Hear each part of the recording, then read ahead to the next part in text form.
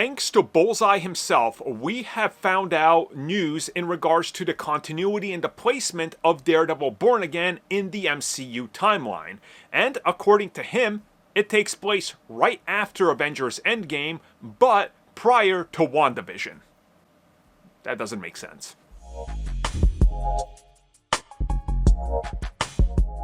Continuity and timelines. Only the biggest of nerds care about this, which is probably why we care about it, because we are the biggest of nerds. And we know how it works. The moment something has a small discrepancy in the timeline or continuity, it becomes the biggest talking point of whatever we're talking about.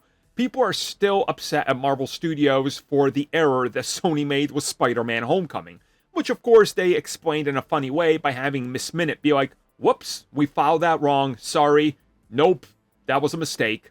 Okay, fine, but there's still things happening with the timeline that don't make sense when you really just think about the events and what's going on. Enter Daredevil Born Again, as we had a brand new interview come at us from Wilson Bethel, who plays the one and only Bullseye, and he was talking about the big approach to joining the MCU and continuity. And he revealed that 5 years since Daredevil Season 3 have gone by. So since Daredevil Season 3 takes place in 2018, this puts us into 2022 to 2023. Now, of course, we gotta account for the time skip, and if we look at the official Marvel Studios timeline of things, if he's correct, and I don't see why he wouldn't be unless they're going to change or they were just speaking in general, about it, this places Daredevil Born Again about a few months after Avengers Endgame, right there alongside WandaVision.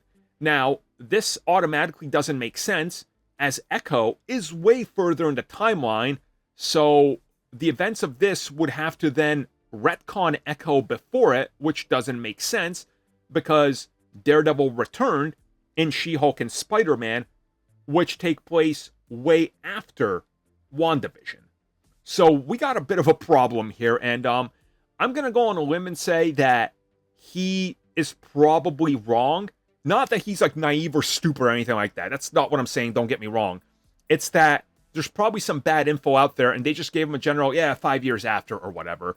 But for all we know, they could move the time scale and time placement of Daredevil Season 3 to right there alongside Infinity War. And if that's the case, you still got that 5-year gap, but you can kind of stretch it to like 5 years and 11 months. And I think that works because then you're in wintertime and we see Daredevil is in wintertime. So I think that you can technically just sort of stretch this to almost 6 years, but not really, and it makes sense. So don't worry about it too much just yet, but when the series comes out, then we'll talk about it.